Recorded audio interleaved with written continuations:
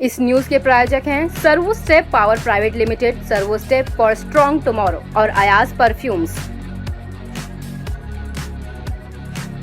Supreme Court of India के वकील फैज इमाम की लाइव वेबसाइट को अबुल फजल इंक्लेव वार्ड 188 की निगम पार्षदा अरीबा खान के हाथों लॉन्च किया गया, जिसकी ओपनिंग पार्टी 14 जनवरी 2024 को शाहीन बाग स्थित कैफे टेम्पटेशन में आयोजित की गई।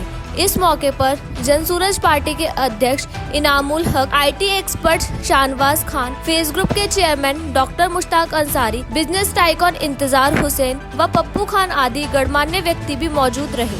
मैम, आज जो यहाँ पर ये लॉन्च हुआ है, इससे क्या फ़ायदा होगा पब्लिक को और आम जनता को?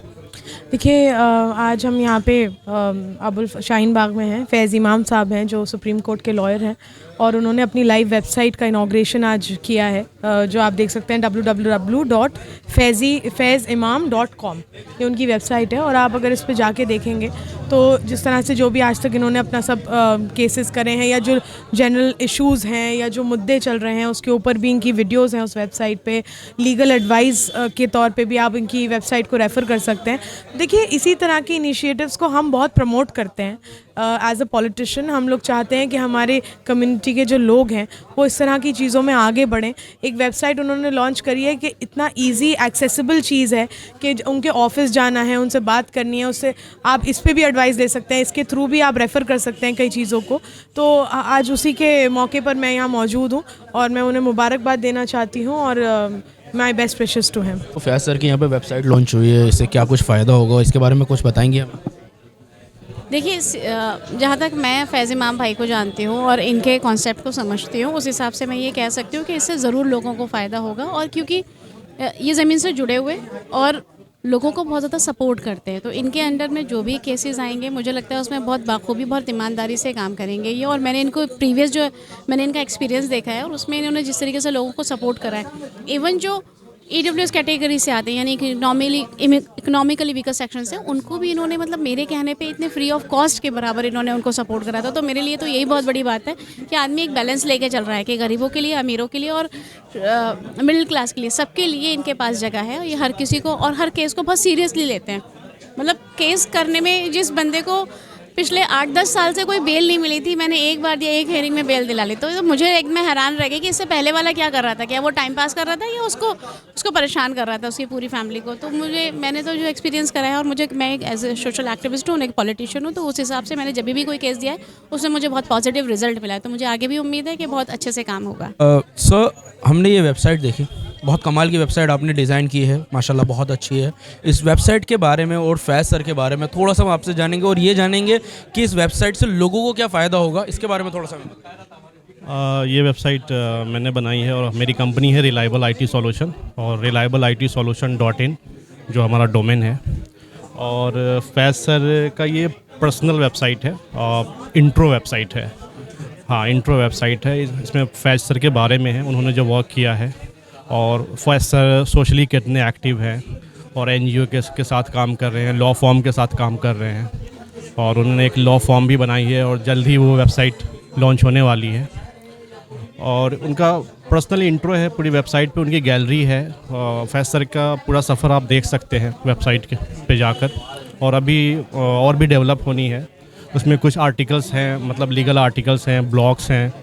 और फैज़ सर का उसमें वो पर डे कुछ ना कुछ उसमें डालते हैं और लीगल आर्टिकल में वो ब्लॉग लिखते हैं, तो वहाँ पे आप जाकर उनके ब्लॉग पढ़ सकते हैं। काफ़ी अच्छी वेबसाइट है और उस पर आप है ना जाकर पूरा फैज़ सर का सफ़र आप देख पाएंगे। गैलरी में सारी चीज़ें हैं फैज़ सर के बारे में। बेसिकली ये वेबसाइट सर की इंट्रो वेबसाइट है जो सर की पर्सनालिटी को दर्शाता है कि सर क्या हैं और वो क्या काम करते हैं। ठीक है, thank you so much sir. Sir, Faiz sir की जो आज यहाँ पर वेबसाइट लॉन्च हुई है और फैज़ सर जैसी शख्सियत सब बता रहे हैं उनके बारे में, तो क्या आपको लगता है कि नॉर्मल जो लोग हैं, जो मिडिल क्लास लोग हैं, उसको क्या फ़ायदा मिलेगा फैज़ सर की इस वेबसाइट से? दरअसल फैसल साहब ने जो कदम उठाया है, इससे लोगों को सीख मिलेगी और लोग कहेंगे एक तरीके से कि प्रमोट होंगे, अपने आप में सोचेंगे जब ये काम ये कर सकते हैं तो वाई नॉट मी और वाई नॉट आई और वाई नॉट ही। तो वो भी कर सकता है इस काम को। ये बहुत खुशी और बहुत बेहद खुशी का वक्त रहा है, और जानकारी में जब मुझे आई तो बड़ा अच्छा लगा मुझे, कम से कम किसी हमारे भाई ने ये कदम उठाया है, और ये बेहद अप्रिशिएबल है, बता रहा हूँ आपको ये। मैम, जैसे कि हम सबको पता है कि आप इस एरिया की काउंसलर हैं, तो क्या कुछ काम आपने किए हैं, थोड़ा हम जानना चाहेंगे। जब से आप काउंसलर बनी है तब तक आपने अभी क्या कुछ एरिया की भलाई के लिए क्या काम किया?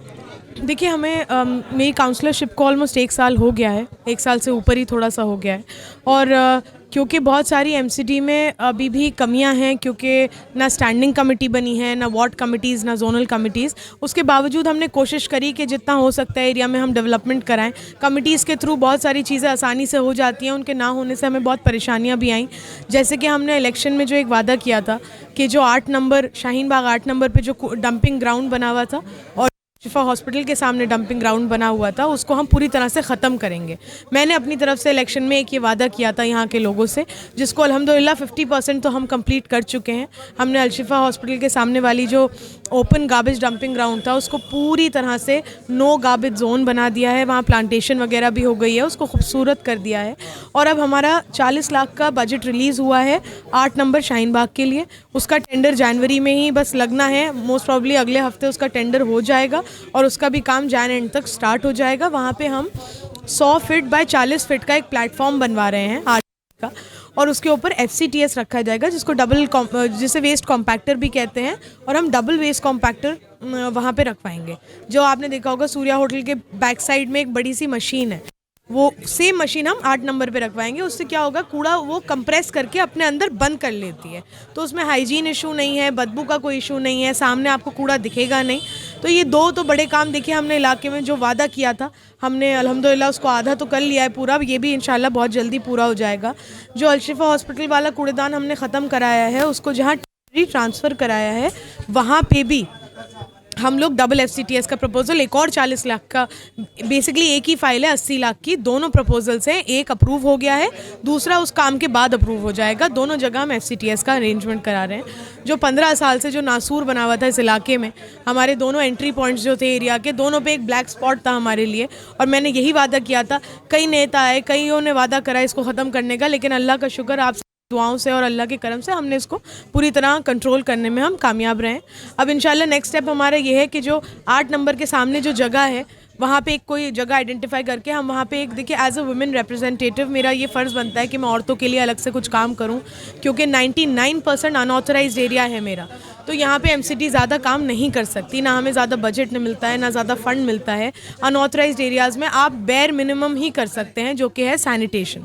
लेकिन हम कोशिश कर रहे हैं कि किसी तरह हम कहीं एक जगह आइडेंटिफाई करके एक पिंक टॉयलेट का प्रपोजल हमने रेडी किया है औरतों के लिए, और एक जेंट्स टॉयलेट भी हम सोच रहे हैं कि हमारे वार्ड में कहीं पर भी पब्लिक टॉयलेट है नहीं, तो एक पिंक टॉयलेट भी और एक जेंट्स टॉयलेट भी हम इंशाल्लाह उसका भी प्रपोजल रेडी कर चुके हैं। कोशिश कर रहे हैं उसको भी आगे बढ़ाने की। Thank you so much ma'am, thank you.